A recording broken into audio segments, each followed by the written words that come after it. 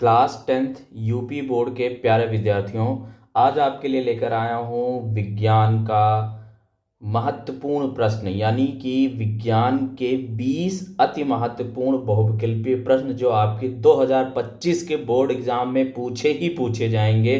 तो इन सभी क्वेश्चंस को आपको पढ़ना और याद करना अनिवार्य है। अगर आप नहीं याद करेंगे तो आपके प्रश्न गलत हो जाएंगे। ये 20 प्रश्न याद कर लीजिए, इसमें से आपका जरूर फंसेगा। तो सभी लोग वीडियो को पूरा ध्यान से देखेंगे और वीडियो अच्छी लगेगी तो वीडियो को लाइक करेंगे और चैनल को सब्सक्राइब करेंगे। चलिए स्टार्ट करते हैं।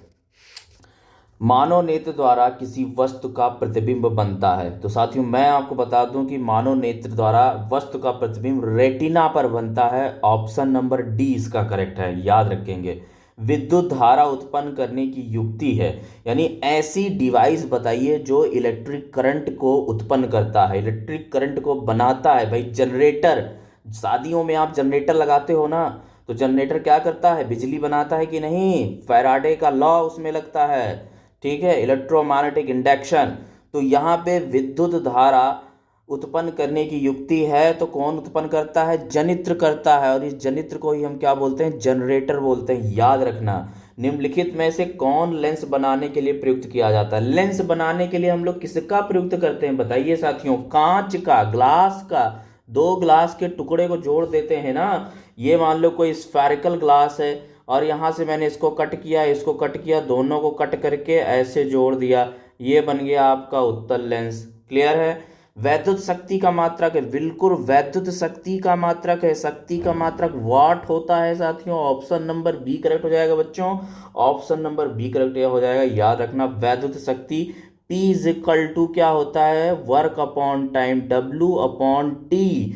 शक्ति, वैद्युत शक्ति इज इक्वल टू कार्य अपॉन का समय, ठीक है। तो ये होता है, इसका दूसरा यूनिट क्या होता है, जूल पर सेकेंड। इस वॉट को हम क्या लिख सकते हैं, इसको लिख सकते हैं जूल पर सेकेंड भी लिख सकते हैं। याद रखना, बिजली के बल्ब में फिलामेंट होता है। फिलामेंट, जो बल्ब बना होता है, देखा है आपने, पीला वाला बल्ब, और उस बल्ब में ये ऐसे ऐसे ऐसे ऐसे फिलामेंट, बहुत सारी इसमें टर्न्स होते हैं और ये ऐसे बना होता है। ये किसका बना होता है, इसमें टर्न्स क्यों किए जाते हैं, टर्न्स इसलिए किए जाते हैं ताकि इसका रेजिस्टेंस बढ़ सके, हीटिंग इफेक्ट ज़्यादा शो करे।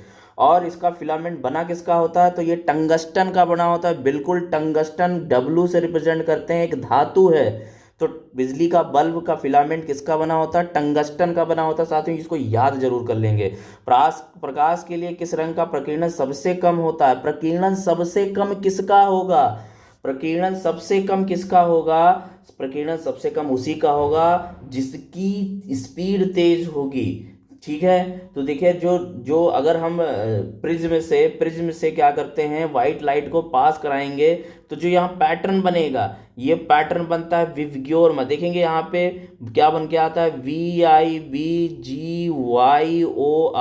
विवग्योर। और इसमें जो आपका देख रहे हैं रेड कलर, इसका विक्षेपण कम हुआ है, यानी प्रकीर्णन सबसे कम किसका होगा, लाल रंग का होगा। ऑप्शन नंबर डी करेक्ट हो जाएगा। याद रखना, हीटर का तार बना होता है, तो हीटर का तार किसका बना होता है, नाइक्रोम का बना होता है। इसलिए क्योंकि इसका रेजिस्टेंस बहुत ज़्यादा होता है, इसकी रजिस्टिविटी और रेजिस्टेंस, या कहने को कह सकते हैं इसका प्रतिरोध और रजिस्टिविटी बहुत ज़्यादा होता है, प्रतिरोध बहुत ज़्यादा होता है। इसका हीटिंग इफेक्ट बहुत ज़्यादा शो करेगा, क्योंकि प्रतिरोध क्या करता है भाई, हीटर में हम चीज़ों को गर्म रखते हैं ना, गर्म करते हैं, तो इसका जो मेल्टिंग पॉइंट होता है 3000 डिग्री सेल्सियस से ज़्यादा होता है।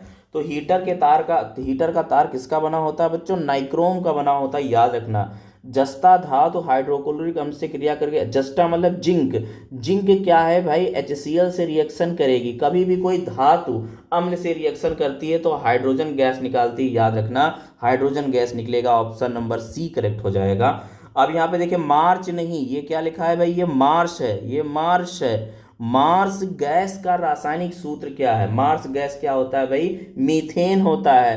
CH4, कार्बन और 4 हाइड्रोजन, कार्बन की संयोजकता 4, यहाँ पे कार्बन हाइड्रोजन के 4 से कोवैलेंट बॉन्ड का फॉर्मेशन करता है। और इस मीथेन का स्ट्रक्चर कैसा होता है बच्चों, ये होता है आपका मीथेन। याद रखना, ठीक है।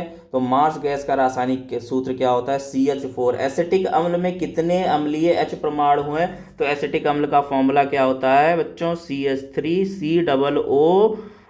CH3COOH ये एसिटिक एसिड होता है, या इसको क्या बोलते हैं, एथेनोइक एसिड। इसको एथेनोइक एसिड भी बोलते हैं। अब इसमें देख पा रहे होंगे कितने हाइड्रोजन हैं, तो यहाँ पे 3 और 1 4, तो कितने, ऑप्शन नंबर डी करेक्ट हो जाएगा, 4 हाइड्रोजन है। एसीटोन का आयुपेसी नाम क्या है, एसीटोन, एसीटोन प्रोपेनोन होता है, ऑप्शन नंबर बी करेक्ट हो जाएगा। एसीटोन क्या होता है, प्रोपेनोन होता है, ये कीटोन ग्रुप है। एसीटोन का आयुपेसी नाम प्रोपेनोन होता है। अम्लीय विलयन का पीएच मान 7 से कम होता है, ऑप्शन नंबर बी करेक्ट हो जाएगा। करेक्ट कर लेना यहाँ पे, अम्लीय विलयन 7 जो होता है वो उदासीन होता है, ठीक है। कोई भी विलयन अगर 7 है स्केल तो उदासीन है, जैसे कि वाटर, जल। 7 से कम है, 7 से ज़्यादा है तो क्या होगा भाई, क्षारीय होगा, और 7 से कम है तो क्या होगा, अम्लीय होगा, याद रखना। चलिए, प्रोपेन का रासायनिक सूत्र है, तो प्रोपेन मेथ एथ प्रोप यानी carbon 3 C3H8, option number B correct हो जाएगा। देखिए एल्केन का जर्नल फॉर्मूला क्या होता है, एल्केन का जनरल फॉर्मूला, ठीक है, सामान्य फॉर्मूला होता है CnH2n प्लस का 2। अब मेथ एथ प्रोप, तो n की जगह क्या रख दो, 3 रख दो, तो C3H 3 दूनी 6 और 2 8, C3H8, ये प्रोपेन का फॉर्मूला हो जाएगा, ऑप्शन नंबर बी करेक्ट हो जाएगा। हाइड्रा में प्रजनन किससे होता है, तो हाइड्रा में प्रजनन मुकुलन द्वारा होता है, बडिंग द्वारा, इसी को क्या बोलते हैं, बडिंग बोलते हैं। तो हाइड्रा में प्रजनन किससे होता है बच्चों, मुकुलन के द्वारा होता है। मनुष्य में गुणसूत्रों की संख्या होती है, मनुष्य में गुणसूत्रों की संख्या 23 जोड़ी यानी कि 46 गुणसूत्र होते हैं। मनुष्य में वृक्क किस तंत्र से संबंधित होता है, तो वृक्क यानी कि किडनी, और किडनी किससे संबंधित है, उत्सर्जन तंत्र से संबंधित है। जीवों में मादा युग्मक निम्न में से कौन सा है, तो देखिए मादा युग्मक आपका अंडाणु है, ऑप्शन नंबर ए करेक्ट हो जाएगा। मादा जनन तंत्र के किस भाग में लूप स्थापित किया जाता है, तो लूप गर्भाशय में स्थापित किया जाता है, ऑप्शन नंबर सी करेक्ट हो जाएगा। निम्न में से कौन सा अंग पौधों के नर जननांग का प्रतिनिधित्व करता है, तो पुंकेसर, पुंकेसर क्या होता है, नर जननांग को प्रतिनिधित्व करता है। निम्नलिखित में से कौन सी अलैंगिक जनन की विधि है, तो अलैंगिक जनन क्या है भाई, मुकुलन है, मुकुलन को ही क्या बोलते हैं, बडिंग। अभी आपको बताया ना हाइड्रा, और हाइड्रा में क्या होता है, बडिंग का, हाइड्रा में क्या होता है बच्चों, बडिंग का प्रोसेस होता है। तो ये आपके बहुत ही महत्वपूर्ण प्रश्न थे आपके, और ये फंसने वाले प्रश्न थे, इन सभी को याद रखेंगे, और आपके 20 में 20 मिलेंगे बहुविकल्पीय प्रश्न। बिल्कुल 25 में आप 2025 में जो बच्चे एग्जाम दे रहे हो 20 में 20 जरूर करेक्ट करेंगे।